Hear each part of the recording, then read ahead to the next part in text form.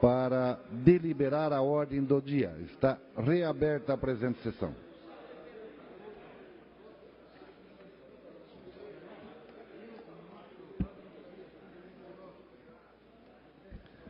Votação da redação final ao projeto de conversão em lei de medida provisória PLC 209/2017.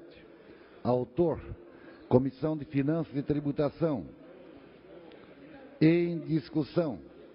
Não havendo quem queira discutir, em votação. Quem tiver de acordo, permaneça como está. Aprovado. Vossa Excelência absteve? Com a abstenção do deputado João Amin, na redação final ao projeto de conversão em lei de medida provisória PLC 209. Feito o registro. Votação da redação final ao projeto de lei 36/2017 do deputado Patrício Destro. Inclui no calendário oficial de eventos do Estado de Santa Catarina a festilha no município de São Francisco do Sul. Em discussão.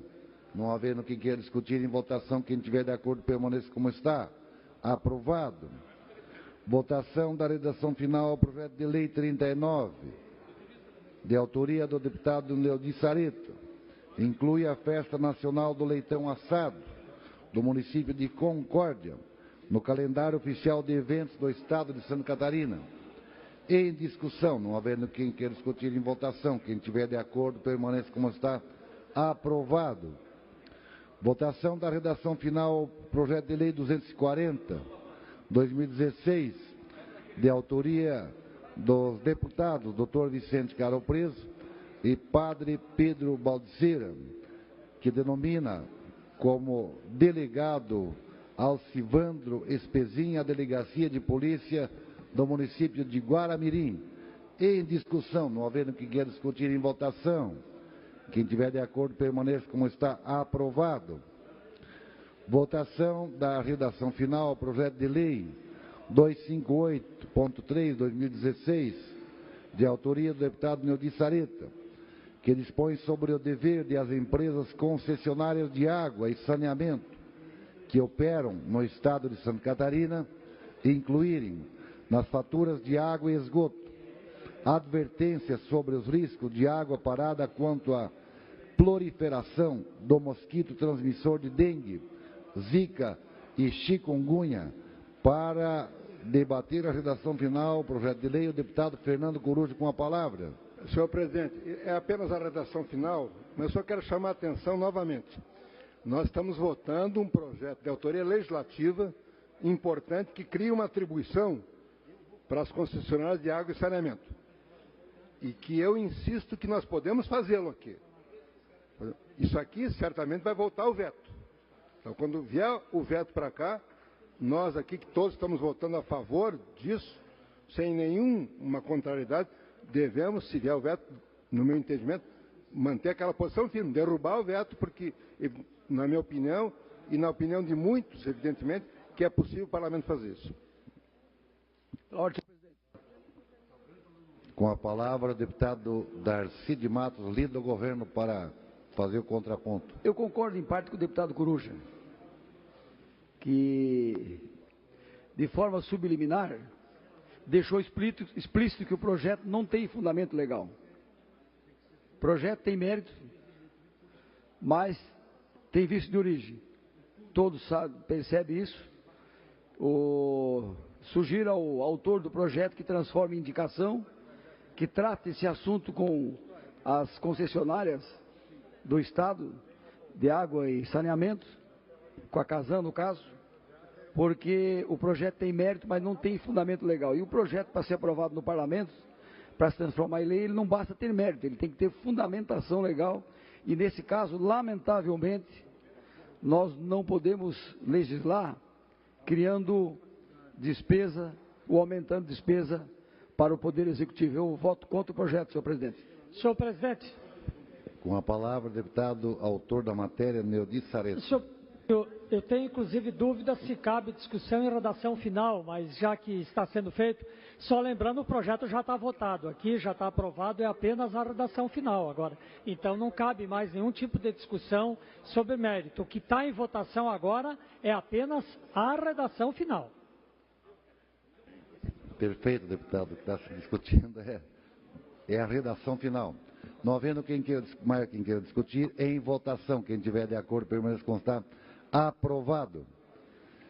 Votação da redação final, projeto de lei 289, de autoria do eminente deputado José Ney Ascari, que declara de utilidade pública a Associação de Micro e Pequenas Empresas dos Empreendedores Individuais de Tubarão. Em discussão, não havendo quem queira discutir, em votação. Quem tiver de acordo, permaneça como está. Aprovado. Votação, redação final. Projeto de resolução 0002.3/2015, de autoria da mesa, altera o regimento interno da Assembleia Legislativa, aprovado pela resolução número 005 de 2008, para que os deputados tenham conhecimento da pauta das reuniões das comissões permanentes, com antecedência mínima de 24 horas, em discussão. Não havendo quem queira discutir, em votação. Quem tiver de acordo, permaneça como está. Aprovado. Discussão e votação em turno único da mensagem de veto 747/2017, de autoria do Governo do Estado. Veto total ao PL 30/2016, de autoria do deputado César Valduga, que declara integrante do patrimônio histórico, artístico e cultural do Estado de Santa Catarina a Ponte Pêncil Padre Matias Mequeliza, localizada na divisa dos municípios de Capinzal e Ouro. Em discussão, para discutir, o autor, ou melhor, o deputado César Valduga. Obrigado, senhor presidente. Quero cumprimentar Vossa Excelência e todos os deputados. Venho aqui fazer a defesa do veto, senhor presidente, e do projeto. E, enfim, nosso projeto que declara integrante de patrimônio histórico, artístico e cultural do Estado de Santa Catarina, a Ponte Pêncil Padre Matias Mequeliza, localizada na divisa de Capinzal e Ouro, de nossa autoria, onde que, em suas razões, nos faz crer que foi confundido tombamento com outras formas de acautelamento e preservação do patrimônio cultural. Até em conversa com o líder do governo, também com os demais deputados, até para poder fazer a defesa e também esclarecer, vejam que dispõe o parágrafo 1º do artigo 216 da Constituição Federal, que o poder público, com a colaboração da comunidade, promoverá e protegerá o patrimônio cultural brasileiro por meio de inventários, registros, vigilância, tombamento e desapropriação e de outras formas de acautelamento e preservação. Portanto, o tombamento é uma das formas de proteção ao patrimônio cultural. E a Lei número 5.846, de 22 de dezembro de 1980, que trata da modalidade do tombamento, foi derrogada parcialmente pelo citado Comando Constitucional. Derrogada parcialmente porque a Constituição Federal de 1988 tratou da mesma matéria, porém, de forma diversa, ao incluir outras modalidades de preservação do patrimônio histórico, artístico e cultural. Vejamos, senhor presidente.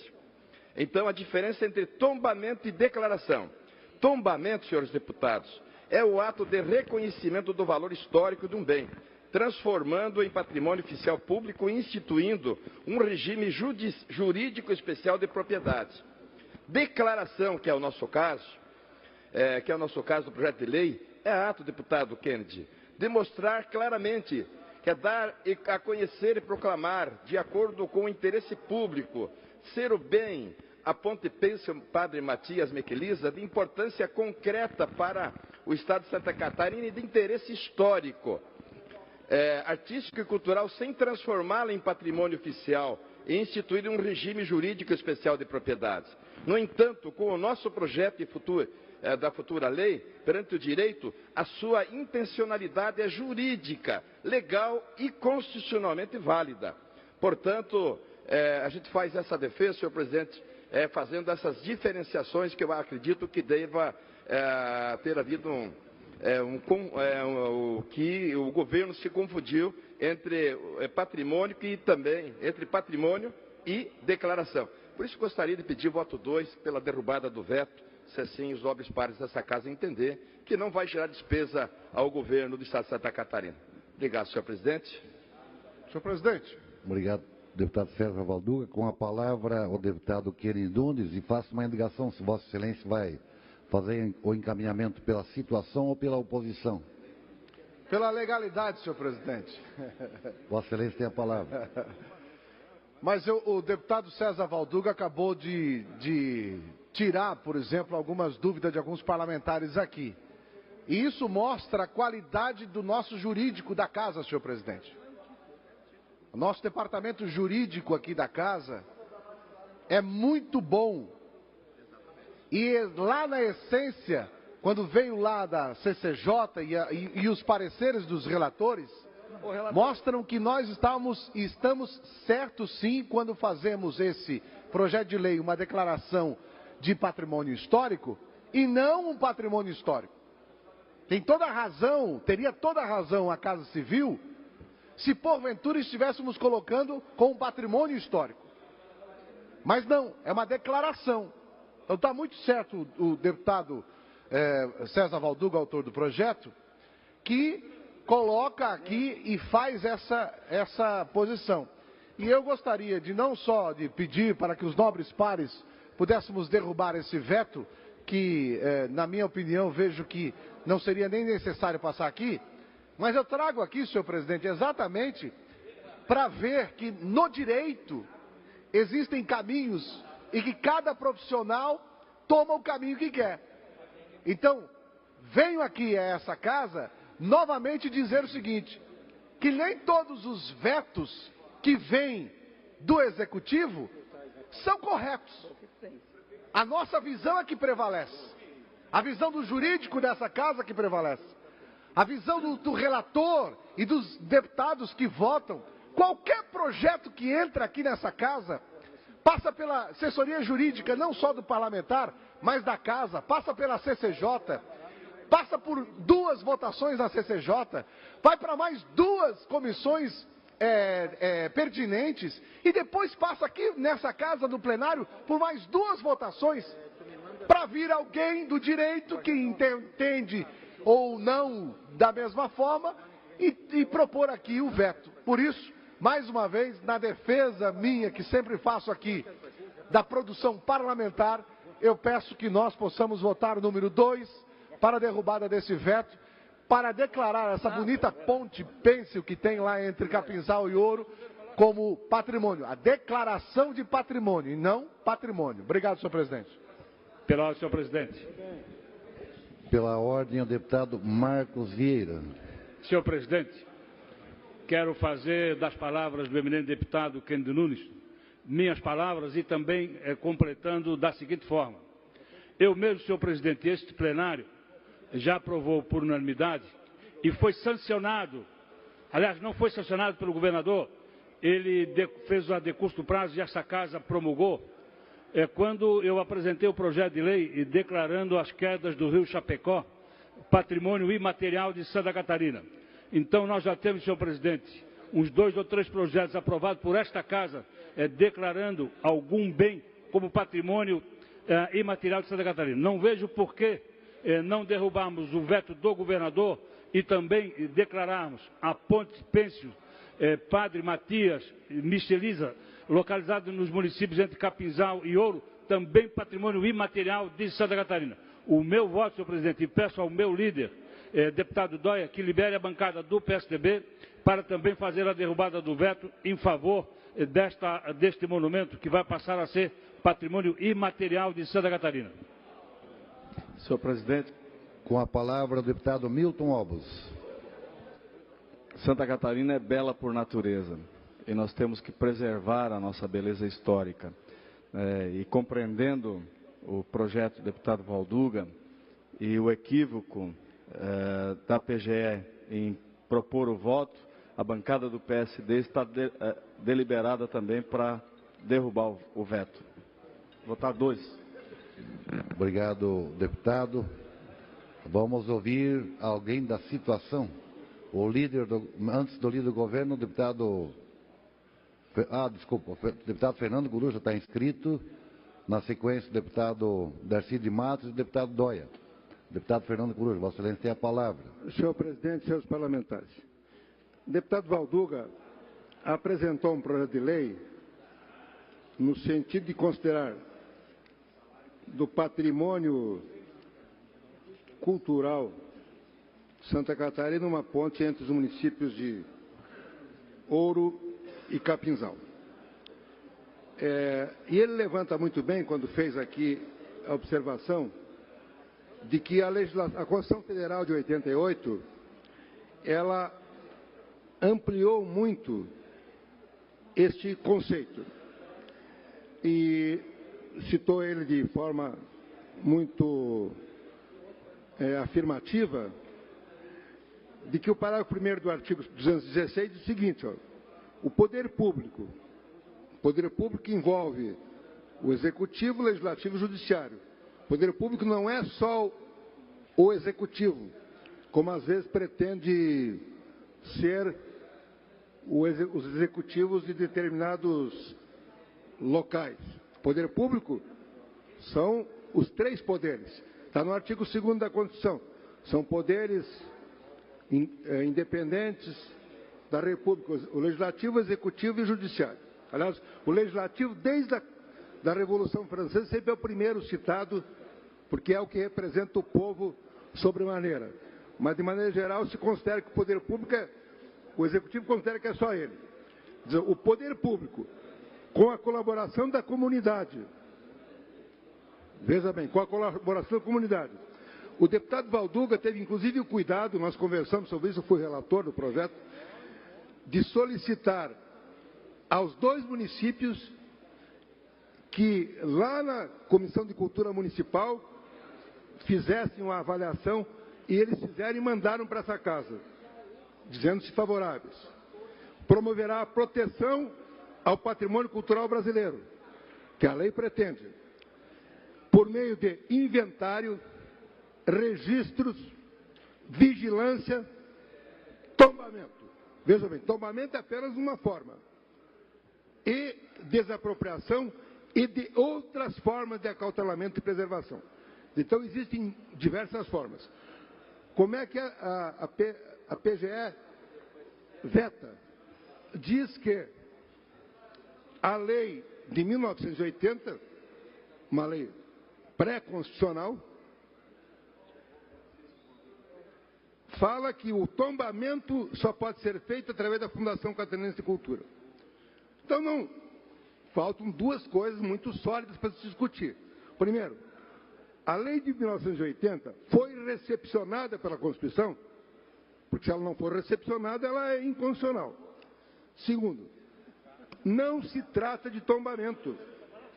Mesmo que a lei fosse recepcionada, e eu entendo que o tombamento é uma questão, e falei com o deputado Valduga, acho que para o tombamento é preciso sim a Fundação Catarinense de Cultura dizer, nós não vamos tombar aqui sem verificarmos, é preciso que tenha um critério, nós não podemos por lei sair tombando as coisas. Não é isso. O deputado ouviu a comunidade, ouviu o povo dos 2 municípios, escutou os órgãos culturais desses 2 municípios e está propondo não tombamento, mas assim que esta ponte, que a comunidade considera como uma propriedade, no caso material, até porque é uma ponte, seja do patrimônio cultural catarinense. Então eu também acompanho a excelente argumentação do deputado Valduga e de outro, o deputado Kennedy, o deputado Milton Alves, o deputado Marcos, que aqui se pronunciaram, e o meu voto é 2 pela derrubada do veto, porque este veto não deve ser recepcionado por essa Assembleia Legislativa. Senhor presidente. deputado Darcy de Matos. Vossa Excelência tem a palavra. Senhor presidente, houve um equívoco aqui do governo. O deputado Coruja, nesse caso, tem razão. E o deputado Valduga também. Porque o governo do Estado invocou a Lei 5.846, de 22 de dezembro de 1980. Essa lei define que somente a Fundação Catarinense de Cultura tem a competência para o tombamento. No caso aqui, o deputado Valduga explicou bem, deputado Mota, não é tombamento. O tombamento muda o tratamento jurídico do imóvel e pode gerar custo para o governo. A declaração, que é o caso do veto, deputado Mota, o senhor que, para não dizer que é o mais velho, é o mais experiente, concede tão somente um título e não tem nenhuma invasão de competência e nenhum custo para o governo. Portanto, eu não vejo nenhum óbice em derrubar o veto do governo. Não havendo mais quem queira discutir, em votação. Vamos abrir o painel para deliberar.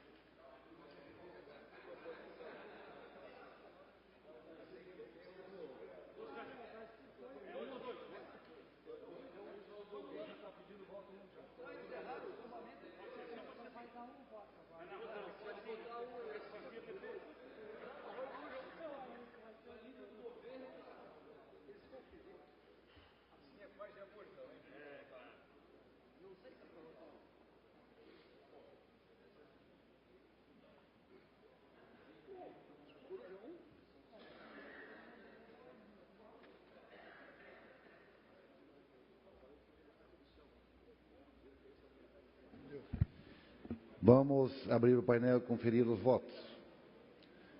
Nenhum voto sim, 29 não, abstenção 0, portanto, derrubado o veto.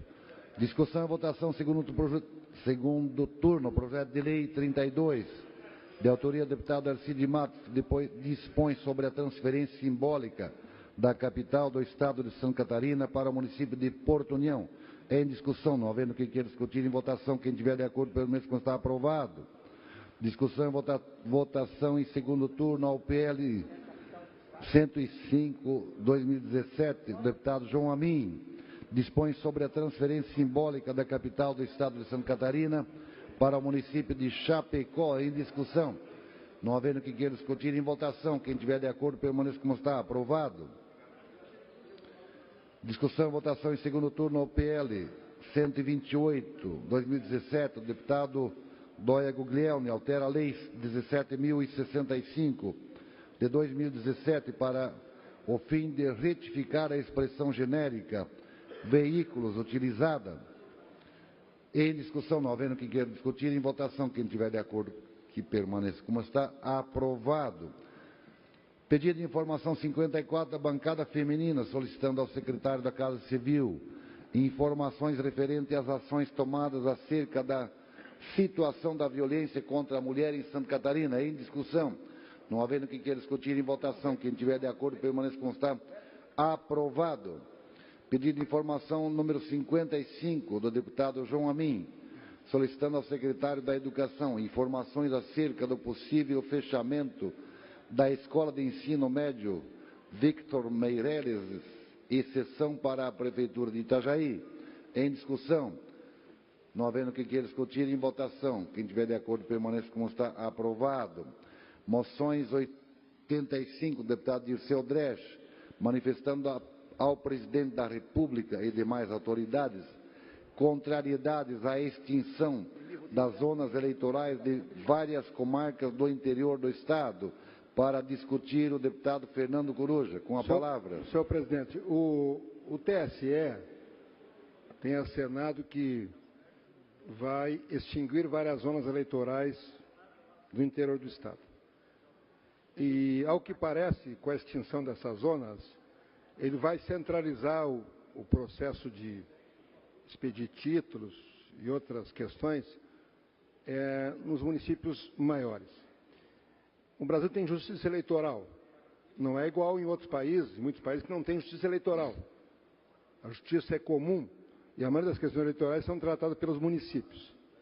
No Brasil, como há a justiça eleitoral, e ela tem influência muito grande, porque no Brasil muitas das eleições hoje em dia, elas são resolvidas pela justiça eleitoral. Inclusive, dia 6 agora, o TSE pode resolver, inclusive, retirar o presidente da República. Veja então o poder que tem a justiça eleitoral no Brasil. Dia 6 agora pode retirar o presidente da República. E, ao se extinguir essas zonas eleitorais e centralizar, sem uma alteração que permita que as pessoas tenham acesso à questão eleitoral nos seus municípios, vai se produzir uma alteração que pode ser um caos no Brasil. Na minha região, o acena são 3 zonas eleitorais para deixar em uma só em Lages.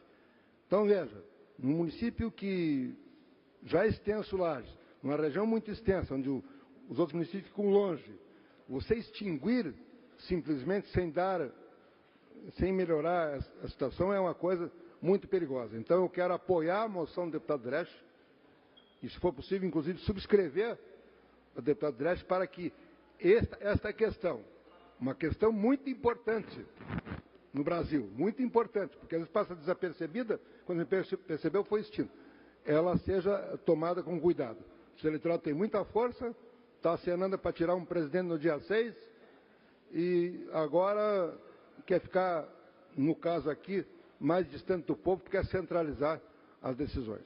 Eu apoio a moção do deputado Dresch, e inclusive subscrevo se for possível. Com a permissão, evidentemente, uma consulta ao deputado Dresch, oportunamente, deixamos em aberto para, com a aquiescência dele, poder subscrever o deputado Fernando Coruja. O deputado Arcides Matos, Vossa Excelência, quer discutir o assunto? Não. Então, em votação, quem tiver de acordo, permaneça constar aprovado. Requerimento 538, deputado Neudi Sareta, solicitando ao secretário da Fazenda a manutenção da atual unidade setorial de fiscalização no município de Concórdia. Em discussão, não havendo que discutir em votação, quem tiver de acordo, permaneça constar aprovado. Requerimento 543, deputado Neudi Sareta, solicitando ao gerente de operadores da telefonia móvel TIM, Oi, Claro e Vivo, a instalação de torre de telefonia e internet móvel na comunidade de balneário de Ilha Redonda, no município de Palmitos, em discussão. Não havendo que queira discutir, em votação. Quem tiver de acordo, permaneça como está. Esta presidência comunica os seguintes requerimentos: 535, Milton Alves; 536, Nilson Gonçalves; 537, João Amin; 539, Dirceu Dresch; 540, Jean Kuhlmann; 541, Serafim Verzão; 542, deputado Cleito Salvador; 544, deputado Neudi Sareta; 545, deputado Pedro Balseira.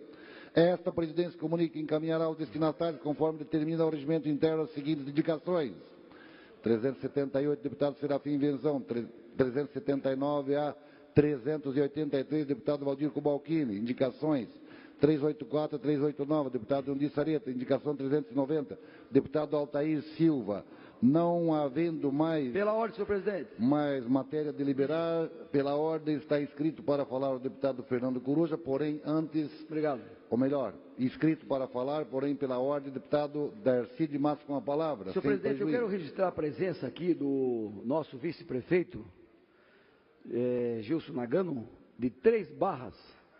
Está aqui, vice-prefeito jovem, está animado, trabalhador, está junto lá com o nosso prefeito Luiz Chemoguiri, na querida cidade de Três Barras. Seja bem-vindo, nosso vice-prefeito. E o Urbano, que é o vereador também do nosso partido, do PSD, também está presente aqui. E a presença do marcante do prefeito que voltou pela terceira vez, prefeito de Bela Vista do Todo, Adelmo. Abraço, sejam bem-vindos. Pela ordem, deputado Kennedy Nunes. Só queria fazer, senhor presidente, um Ctrl-C, Ctrl-V das palavras do deputado Darcy, para registrar a presença dessas autoridades do Planalto Norte. Sejam todos bem-vindos aqui. Feito o registro, na sequência, deputado Maurício Codilac, por até 10 minutos.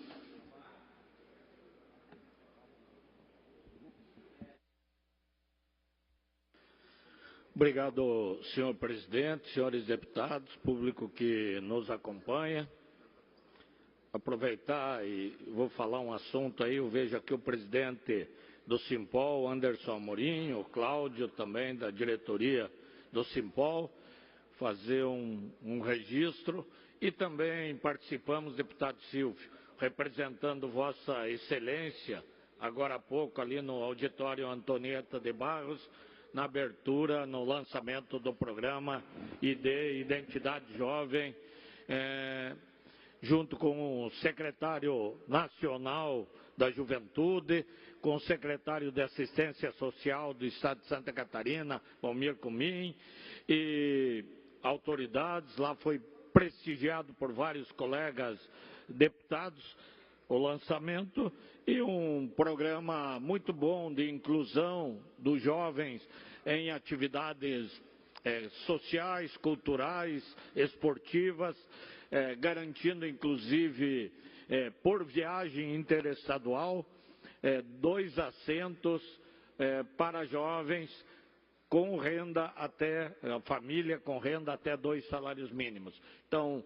2 assentos no ônibus são garantidos a custo zero, e os 2 seguintes, se porventura procurarem e já estiverem os 2 lugares ocupados, com metade do custo. Além de meio ingresso em teatro, eventos esportivos, enfim, um processo muito bom de inclusão, de oportunidade de inclusão, aqueles jovens de família de menor renda, para que possam também participar de eventos culturais, esportivos e, inclusive, usufruir da questão das passagens interestaduais. Mas o assunto que eu deixei para falar, até estava preparando todo o projeto para o dia de amanhã, é um projeto que existe no Rio de Janeiro, que é o estabelecimento de 20% das vagas para o concurso ao cargo de delegado de polícia para os policiais de carreira em exercício que preencham os requisitos. Qual o requisito? Para você ser agente, fazer o concurso ser agente, você precisa ter curso superior, não especifica.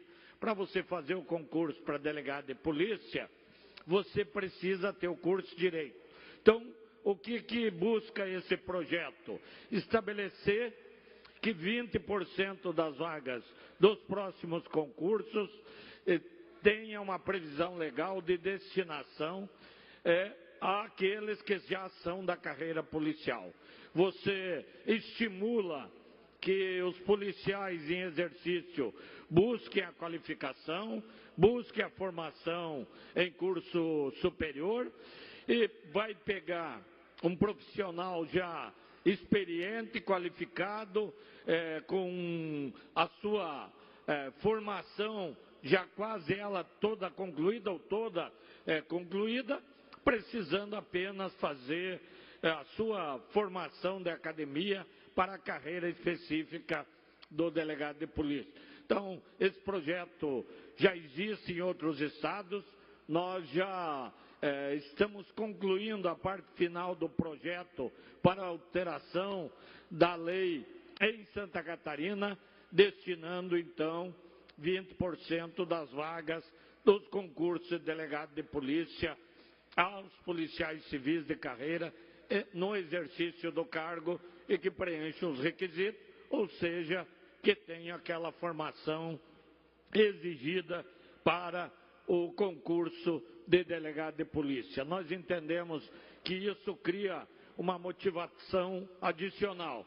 Até a lei demorou um pouquinho mais, nós ontem tivemos fazendo uma reunião, porque estudamos a possibilidade de, no mesmo momento, ter uma lei permitindo que os policiais militares, soldado, cabo, sargento, que já tenham a formação em direito, também tenha uma possibilidade de ter esse 20% de vaga num concurso para oficial da Polícia Militar. Então, nós vemos que é importante, é motivador, faz com que o policial busque se aprimorar na carreira e venha a buscar essa nova alternativa. A redação para a questão da Polícia Civil nós já elaboramos e ontem no gabinete com alguns técnicos estudamos a questão de levar esse benefício também para aqueles que vão fazer o concurso na esfera da Polícia Militar. Queremos debater isso com o Simpol, mas vemos que é um grande incentivo. Sei que teremos todo o apoio do presidente Anderson, do Cláudio, da diretoria do Simpol, e já havia um reclamo dos policiais nesse sentido, e agora conseguimos fazer um estudo, pegar a base em outras legislações para trazer esse benefício para o nosso Estado. Um benefício que é um benefício para a própria sociedade e passar a ter delegados já com uma experiência policial, já com alguns anos de atividade e que vão com certeza orgulhar ainda mais a segurança pública do nosso Estado. Nós já temos muitos casos de policiais que fazem o concurso para delegado, mas destinando uma cota específica, e existem tantas cotas para atender, para incentivar, para incluir, que nós entendemos como justo também esse pleito dos policiais. Então, era esse o projeto que queríamos falar, dizer da nossa preocupação, deputado Mário Marcondes, deputada Luciane, que também é do Oeste. Eu estava recebendo as últimas notícias aí do Rio Uruguai, da enchente, da chuva que está atingindo Santa Catarina. É muito preocupante. Itapiranga já chegou a 9 metros, mais de 9 metros acima do nível normal do rio. Recebi agora há pouco algumas fotografias do Rio Uruguai, lá de Itapiranga, lá de Ilha Redonda, de vários municípios, onde a preocupação já é muito grande com a questão das chuvas. Nós sabemos que a Defesa Civil, tanto estadual quanto as municipais, estão mobilizados. A questão, nós temos aqui o nosso Vale do Itajaí, que também enfrenta esse problema. Graças a Deus o nível de chuva parece que ali não estava tão acentuado, mas é muito preocupante. Nós recebemos hoje o prefeito Otto de Pouso Redondo e, enquanto ele estava conosco, já recebeu uma comunicação da Defesa Civil do município informando que aproximadamente 20 famílias já teriam que ser removidas de suas residências em razão do aumento das águas dos rios. Então, é uma preocupação, sei que todos os deputados vão estar acompanhando e incentivando todas as ações destinadas a minorar os problemas para a população de Santa Catarina. Esses eram os nossos assuntos. Obrigado, senhor presidente. Obrigado, deputado Maurício Scudlac. E agora, para falar em explicações pessoais, a deputada Luciane Carminati, pelo qual lhe concedo 10 minutos, deputada. Obrigada, presidente. Quero me manifestar num dia muito importante, infelizmente um dia de tragédias climáticas e tragédias éticas, eu diria, uma vez que nós estamos votando as contas do governo e, pelas informações que eu tenho, o secretário Serpa é quem está fazendo a defesa do governo e com tamanha dificuldade de justificar a não aplicação dos 25% em educação.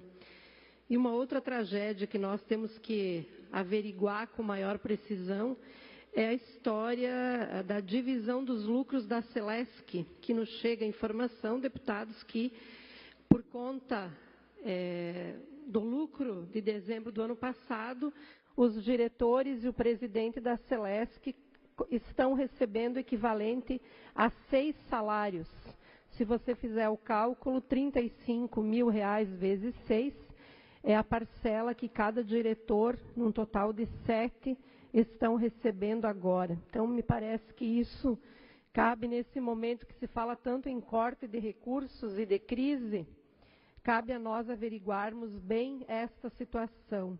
Mas eu quero falar da situação da educação, porque hoje nós estamos tratando das contas do ano passado, e desde que eu sou deputada há 6 anos, o tema das contas do governo, todos os anos, nós temos os pareceres do Tribunal de Contas, parecer prévio, com inúmeras restrições no que se refere à educação, mas, infelizmente, após a votação em plenário, tanto o Conselho do Tribunal quanto essa Casa têm aprovado as contas, né?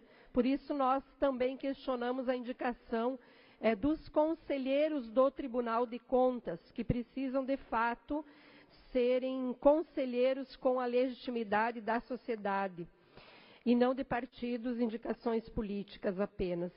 Eu quero falar aqui da situação da educação, então. Nós temos salários praticamente congelados do magistério catarinense, por conta também da lei aprovada nesta casa em 2015, com uma perda acumulada só do ponto de vista da inflação, chegando em torno de 13%.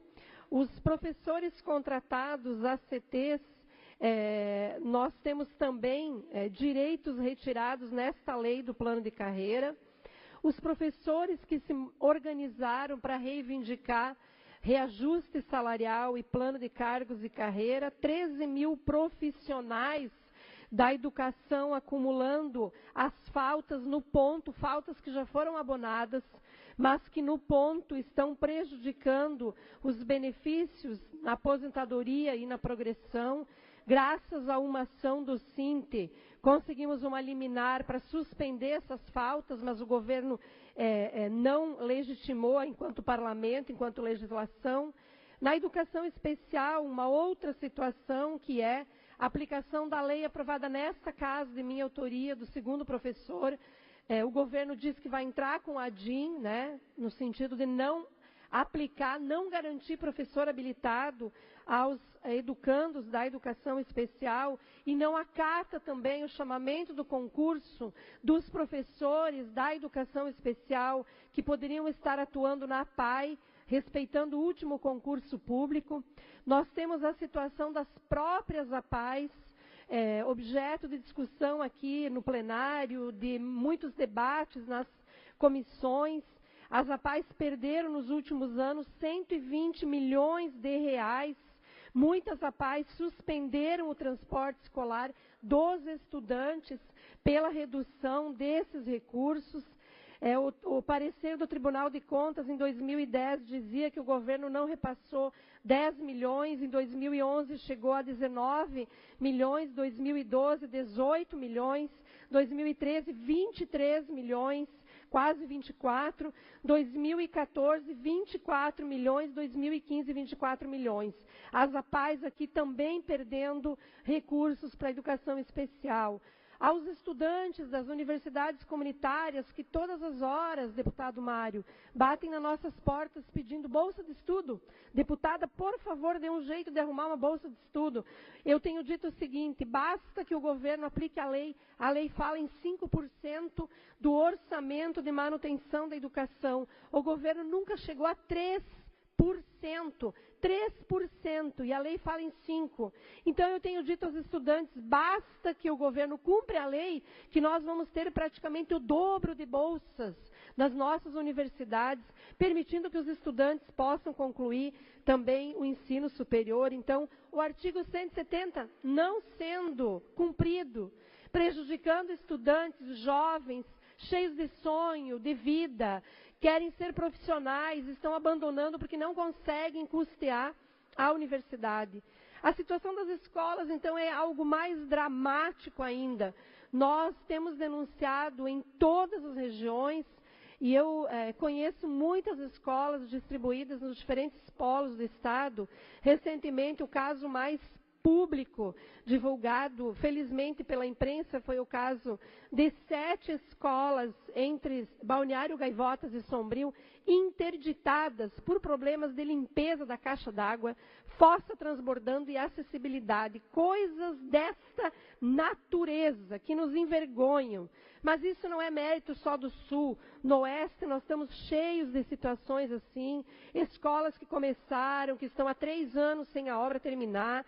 Em Chapecó, nós temos situações de escolas que há 6 anos, deputado Valduga, é o caso do Lara Ribas, eu estou batalhando há 6 anos pela conclusão daquela obra total, é o caso do Zélia Scharf, que nós não temos a reforma, é o caso da escola Geni Comel, é o caso da escola São Francisco, enfim, aqui a gente poderia listar inúmeras escolas. Um outro agravante da educação, as salas de informática.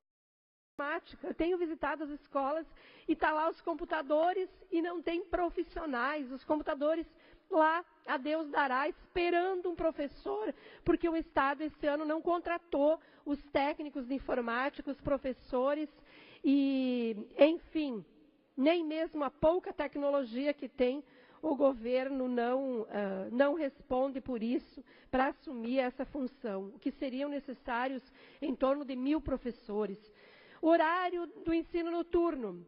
Eu acabo de receber a informação de que o custo para manter o horário da noite, o ensino médio noturno, para todas as escolas de Santa Catarina, manter o horário das 7 às 22h30, pagando adicional noturno para o professor da última aula, equivale a R$95 mil por mês para o estado de Santa Catarina.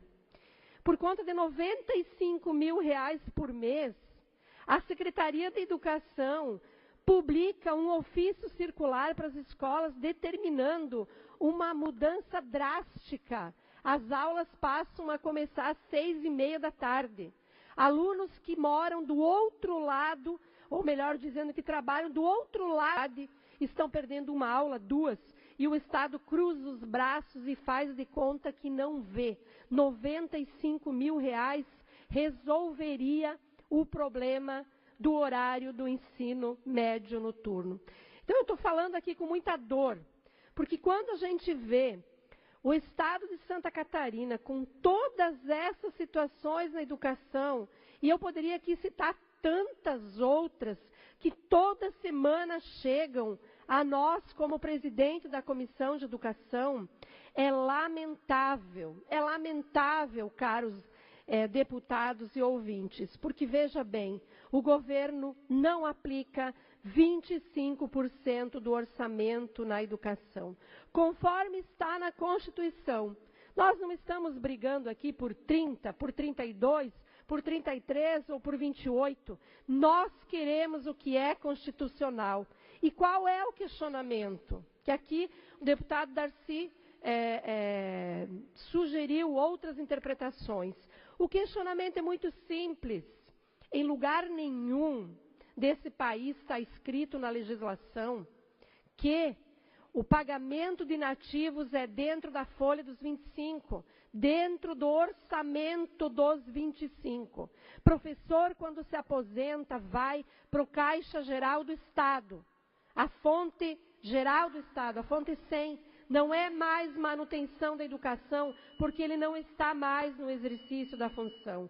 Com isso, nós temos hoje 55% dos professores aposentados sendo pagos com o dinheiro dos 25%. Mais da metade dos aposentados estão sendo pagos com o dinheiro da educação. Por isso que falta para todas essas coisas, porque o governo, ao invés de cumprir os 25, ele retira dinheiro. Um minuto, deputado Michele. Ele retira dinheiro da educação. Quero lembrar aqui ainda da Celesc, que no ano passado deixou de repassar para a educação, também por essas manobras contábeis, que por muito menos se tirou uma presidenta da República, e aqui em Santa Catarina não se quer falar, 119 milhões saiu do Fundeb, dinheiro da Celesc, que deixou de ir para o Fundeb. Quando a gente olha também o acúmulo desses últimos anos de recurso não aplicado na educação, nós temos 5 bilhões de reais não aplicados em educação. Então não me venham dizer que não tem dinheiro. Dinheiro tem, mas a educação não é prioridade para esse governo. Obrigado, presidente. Obrigado, deputada Luciane. Ainda em explicações pessoais, com a palavra o deputado César Valduga, pelo qual lhe concedo 10 minutos, deputado.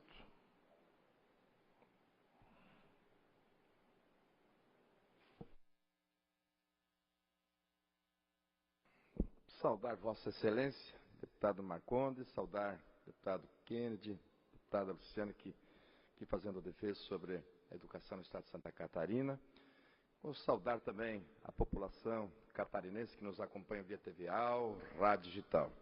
Vim, senhor presidente, aqui manifestar e registrar nossa preocupação com os municípios atingidos com enchentes em nosso estado de Santa Catarina e aqueles com alerta de deslizamentos. Segundo o relatório de ocorrências da Secretaria de Estado de Defesa Civil, já são 47 municípios atingidos, 126 residências afetadas, 233 famílias desabrigadas. Em Lages, foram instalados 3 abrigos, com 60 pessoas. Rio do Sul, um dos municípios que mais tem sofrido com as cheias, possui 9 abrigos, com 196 pessoas, como também Rio do Oeste, tem 4 pessoas abrigadas, Ponte Serrada, outras 4 pessoas também. Temos acompanhado, portanto, senhor presidente, a situação de Capinzal, Blumenau, Luiz Alves e Pumirim, e da SC 114 entre Paial e São Joaquim, onde também uma cratera se formou na pista e tem dificultado e tornado muito arriscado o trânsito do local. Então, acho que a nossa preocupação é que sejamos vigilantes, portanto, a esse fenômeno da natureza, que essas fortes chuvas, que provocam as consequências no estado de Santa Catarina, e quero aqui já manifestar e parabenizar a Defesa Civil, que já vem fazendo um trabalho muito importante no nosso estado, de dar abrigo, de buscar condições às pessoas desabrigadas em função das fortes chuvas que vem acontecendo no nosso estado de Santa Catarina. Quero também, senhor presidente, registrar que na manhã de hoje foi realizada a instauração da Frente Parlamentar em Defesa dos Serviços Públicos do Estado de Santa Catarina e contra a privatização das empresas estatais de Santa Catarina. Proposta essa que contou com a subscrição de 19 deputados e deputadas e tem como objetivo defender os serviços e as empresas estatais do nosso Estado de Santa Catarina e propor ações no seu fortalecimento. Nossa intenção também é fomentar o debate na sociedade e no legislativo, como realizar estudos, acompanhamento e aperfeiçoamento de legislação, além de monitorar e fiscalizar as políticas e ações governamentais.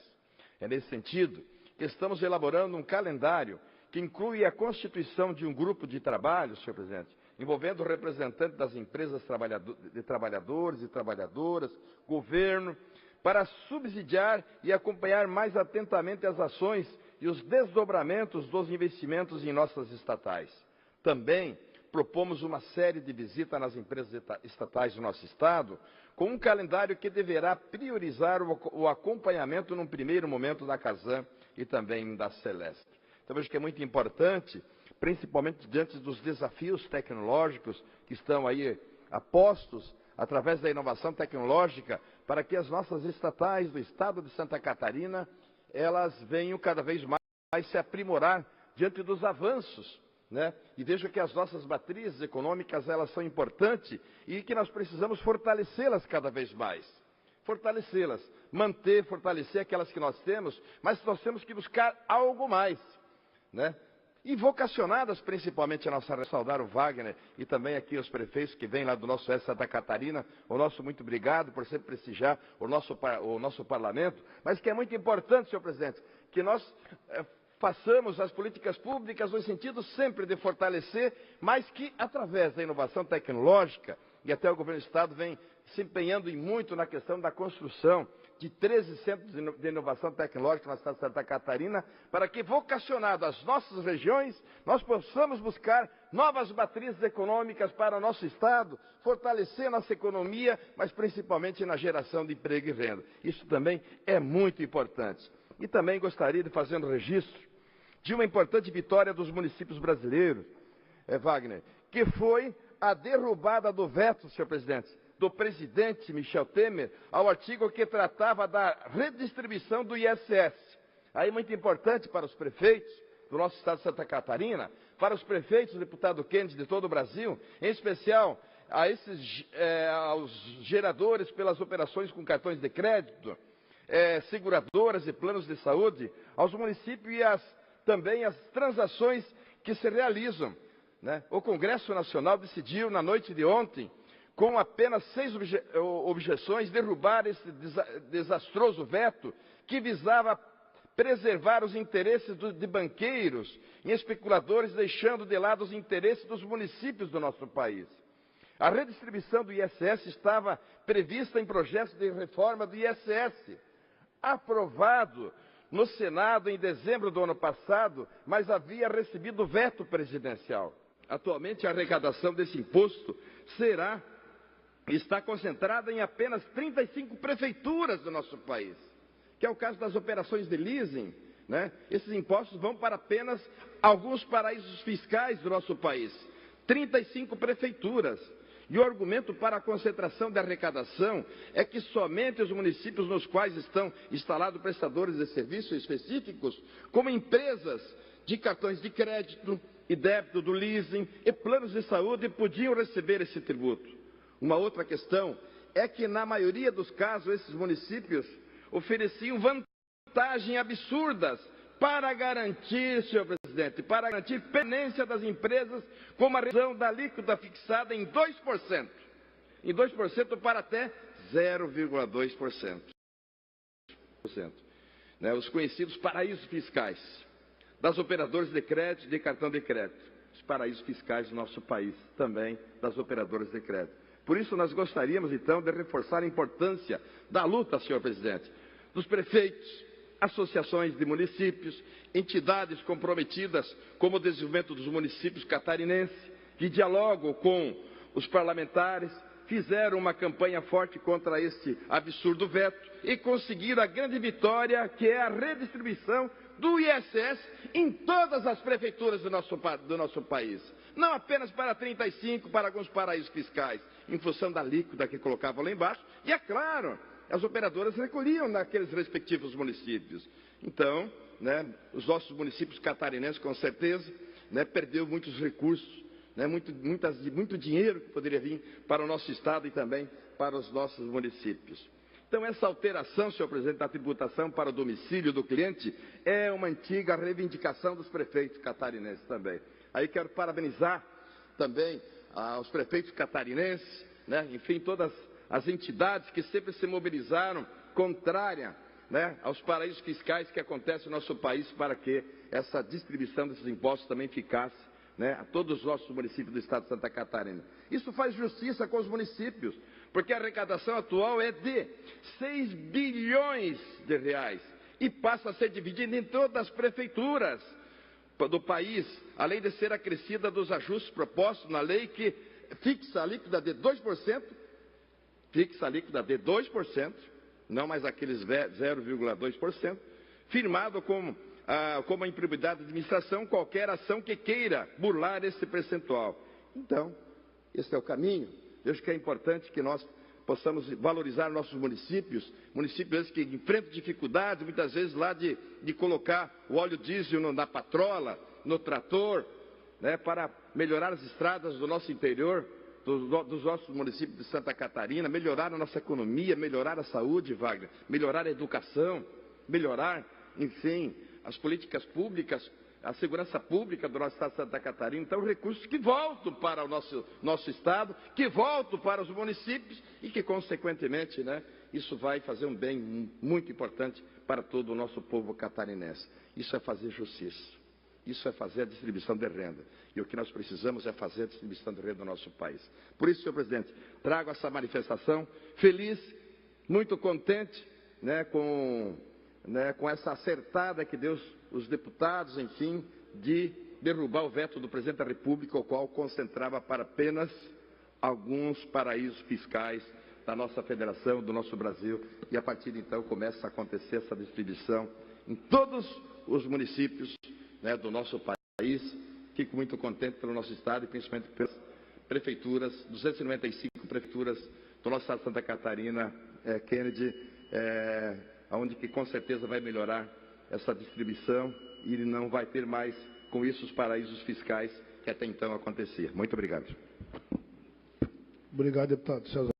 Vou salientar, deputado, que a bancada catarinense votou 100%. Derrubada do veto, independentemente de sigla partidária. Ainda em explicações pessoais, com a palavra o deputado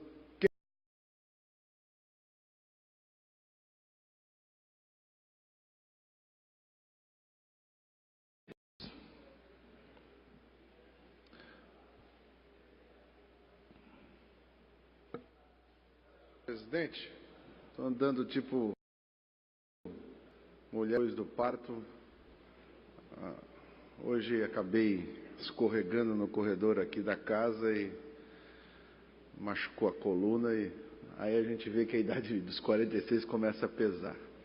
Mas não poderia deixar de falar sobre dois assuntos que queria compartilhar com todos que estão nos acompanhando pela TV. O primeiro é com relação à nossa atividade, presidente deputado Mário Marcondes, que eu acho que é uma atividade excepcional, aquela que eu sempre gosto de fazer, que é estar nas ruas, ouvindo as pessoas, sendo o intercâmbio entre o eleitor e os governos, ou seja, a gente fazendo a função de ouvir as pessoas.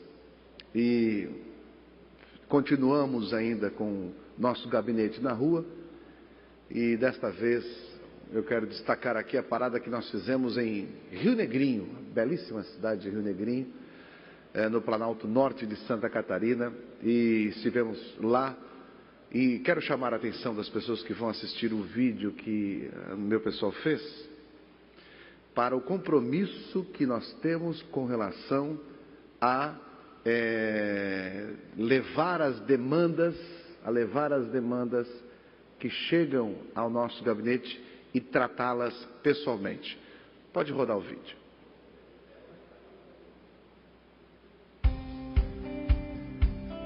Olá, gente boa! Estamos chegando aqui em Rio Negrinho. Rio Negrinho fica logo depois de São Bento, numa região em que tem um clima muito bem definido. Ou seja, as estações são bem definidas e chove todos os meses aqui. Tem um potencial muito forte na questão de madeira, de móveis, e tem um pouco mais de 40 mil habitantes essa cidade. Tem colonização principalmente germânica, alemã, polonesa, portuguesa, italiana. E o que mais atrai aqui em Rio Negrinho é quando eles, na época de Natal, eles fazem uma festa maravilhosa aqui. A cidade fica toda enfeitada, trazendo gente do Brasil inteiro aqui para Rio Negrinho. Muito legal.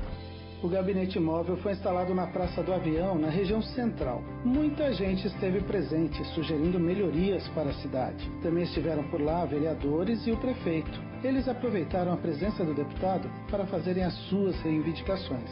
A equipe de Kennedy já está dando andamento aos pedidos, encaminhando aos órgãos responsáveis, como o pedido do senhor Jean Carlos, que solicitou um olhar mais atento aos jovens que precisam trabalhar, mas esbarram na falta de experiência. Entre as sugestões, a instalação de uma agência do INSS na cidade é a proposta mais citada. Na visão de Kennedy, hoje não pode esperar. Por isso, o deputado já fez contato com a superintendente da região sul do INSS, Kátia Maria Braga, e agendou a ida dela à cidade no mês de junho, quando ela vai verificar em loco o que pode ser feito para essa demanda de Rio Negrinho. É assim que Kennedy vem trabalhando e interagindo com as cidades de Santa Catarina. Aliás, como sempre fez.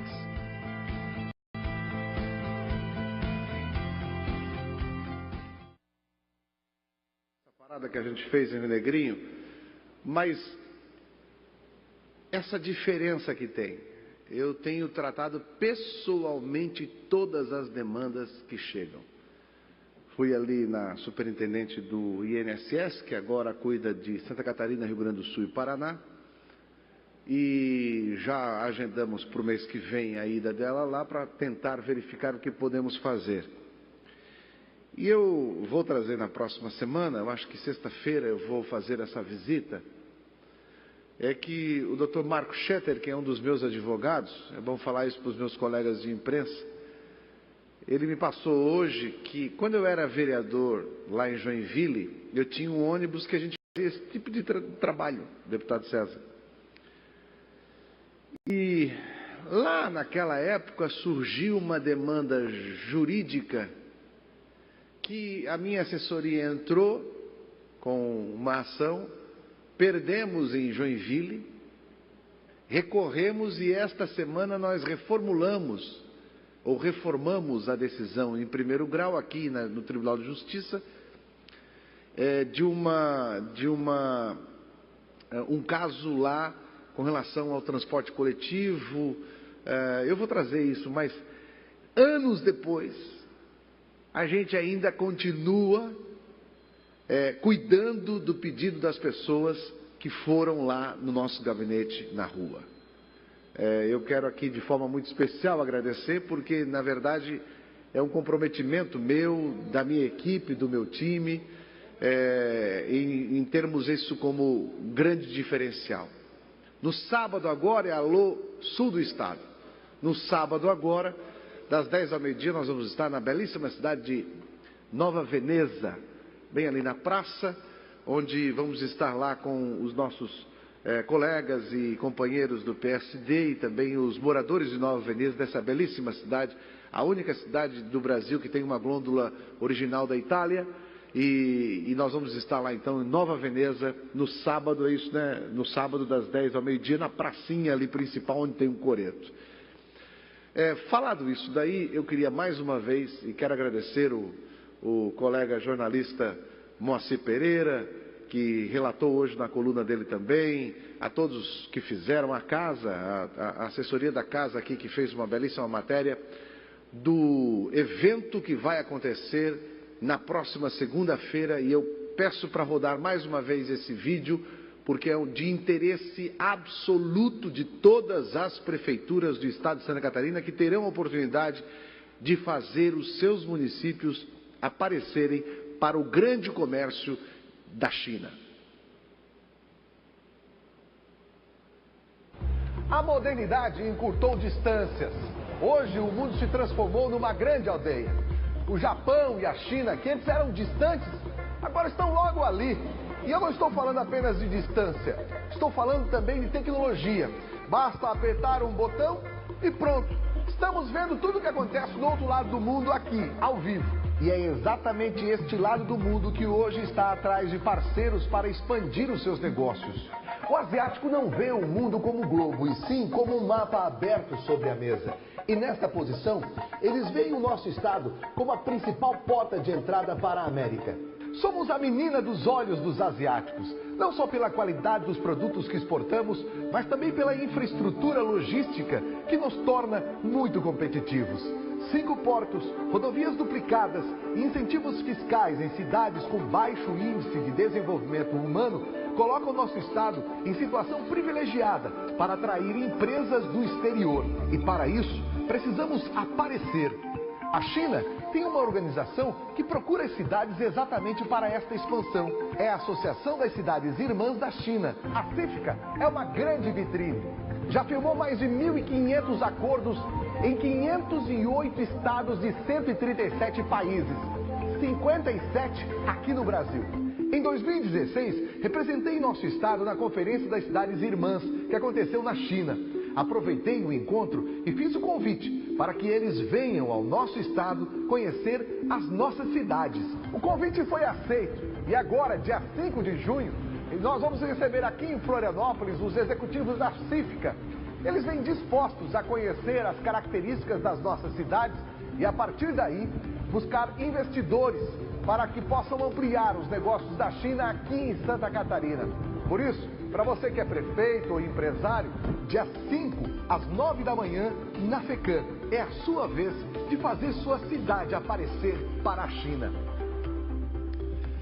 Quero agradecer a todos os prefeitos que depois da visualização desse material e das notas que aconteceram na imprensa, estão nos procurando, querendo saber. Então, quero deixar bem claro, só para encerrar, senhor presidente, todos os prefeitos e associações empresariais que queiram ter um contato com a entidade que faz esse tipo de conversa, de acordo bilateral entre cidades irmãs, e a partir daí tem, presidente, os brasileiros que vão para a China, os chineses que vêm para cá, ou seja, intercâmbio cultural, e depois disso eles começam a descobrir as potencialidades da cidade e fazer a indicação das cidades irmãs para que as empresas possam fazer os seus investimentos na cidade, assim gerar emprego.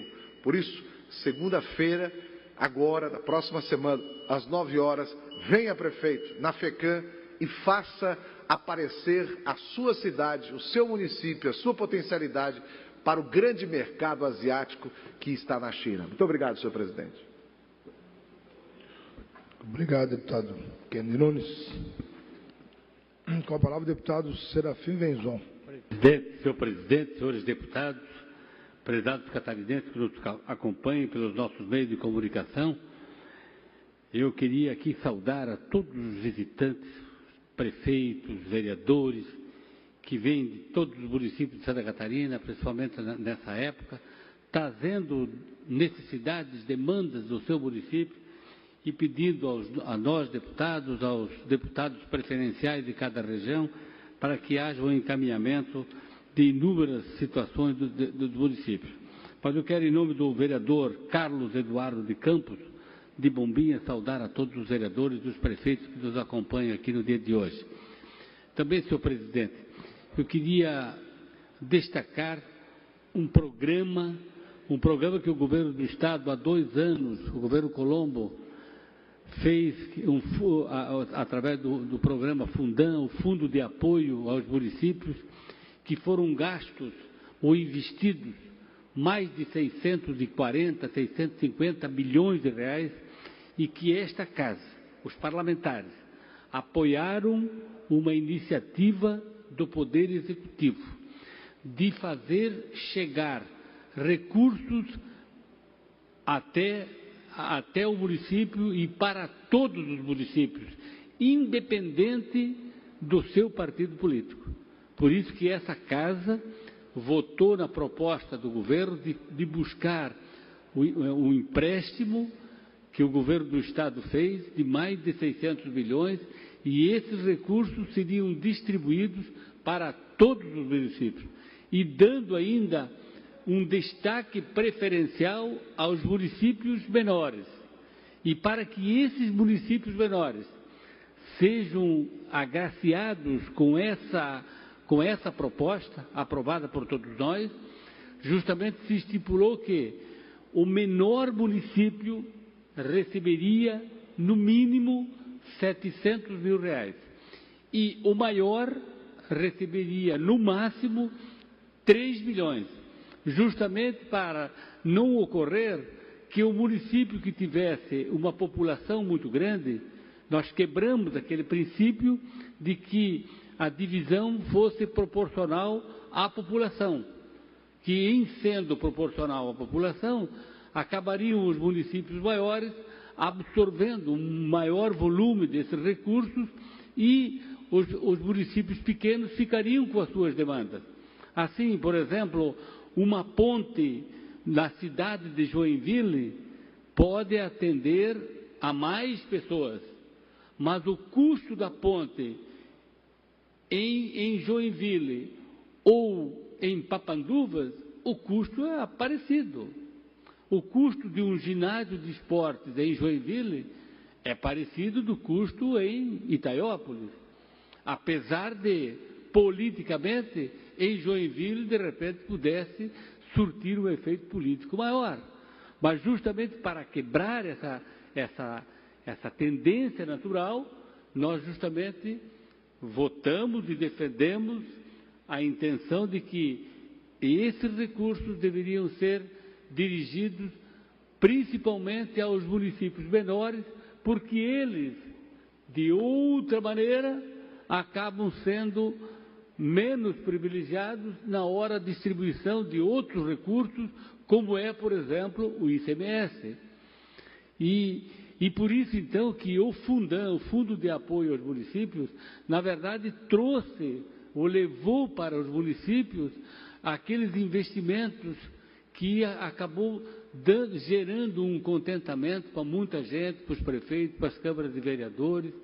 E agora com o advento, digamos assim, com a possibilidade, com o governador sinalizando que estaria agora fazendo um Fundão 2, justamente com a ideia de apoiar novamente esses municípios, destacando que esse recurso que foi e esse que virá são recursos que o Estado, usando a sua capacidade digamos, de endividamento, busca recursos no BNDES, busca recursos, digamos, emprestado para o Estado, mas para o município é dado, é fundo perdido, ou seja, os municípios não ficam devendo para nenhum banco, apesar de que projeto a projeto, o projeto de cada município até é analisado pelo BRDE, mas apenas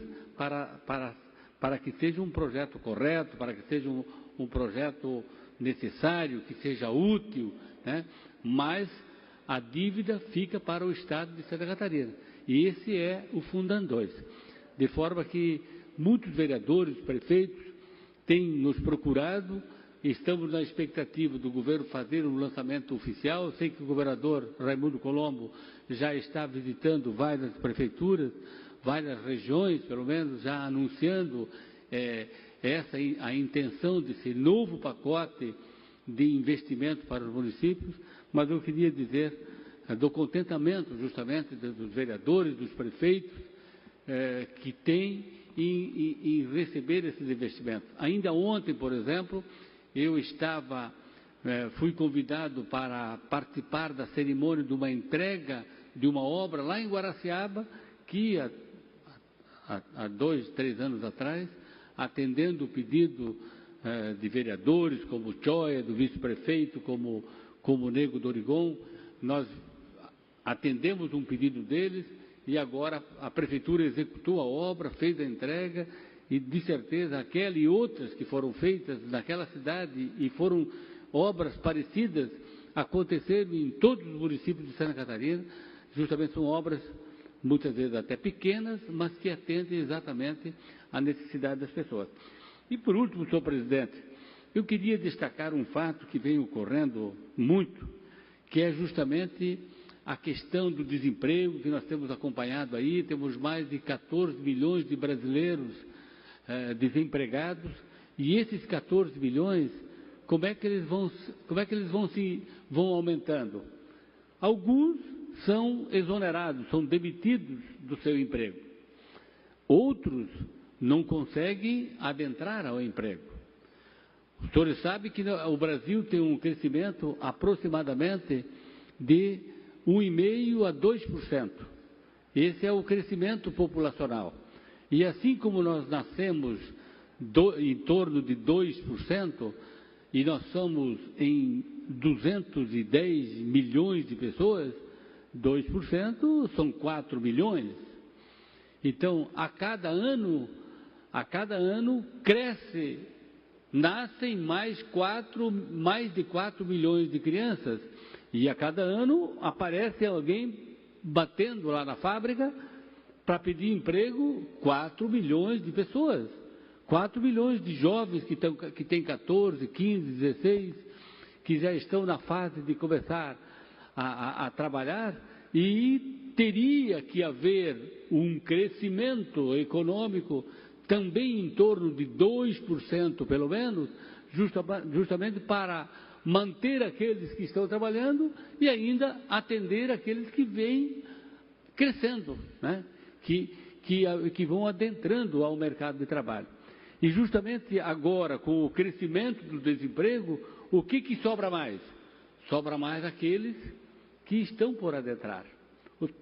Ou seja, houve um incremento muito grande entre os desocupados, que me parece uma palavra pior que desempregado, e esse desemprego não é por falta de qualificação, mas é justamente pela falta de oferta de serviço, pela falta do crescimento, pela redução do desenvolvimento econômico que houve nos últimos anos, e isso vem repercutindo em todos, mas principalmente repercute sobre as pessoas mais jovens.